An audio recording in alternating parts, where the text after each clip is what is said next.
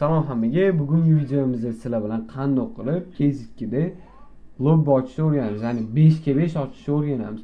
Bu juda osonlik. Xuddi 1.6 dan kam joyi yo'q. Даже undan ham oson. Вот. Counterga kirasizlar. Keyin developer tool'ga bosasizlar. Tak.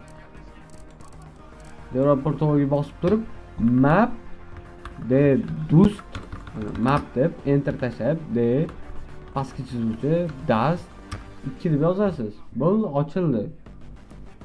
Endi mana bu yerda qaysi komandada o'ynashingizni tanlaysiz. Mana spaceman. Mana bu yerda botlar qo'shib qo'ygan. Nima qilasiz? Bot skrosi. Bot kick. Yozasiz. Botlar kick. Endi o'rtoqlaringiz qo'shilish uchun nima qilish kerak? Xuddi 1.6 ga o'xshab connect через IP kiriladi. IP ni qayerdan olishingizni mana o'rgataman. Status deb yozasiz. Statusda mana runningdan keyin IP turibdi. 192 168 tuda. Xuddi shunaqa connect deb kiradi o'rtog'izdan. Connect yozib probeldacha mana kiradi. Xuddi shunaqa kiradi o'rtog'izdan. Oson, qiyin joyi yo'q. Tezroq Case2ga o'tish kerak bo'ldi. Boshqa bahona qolmadi.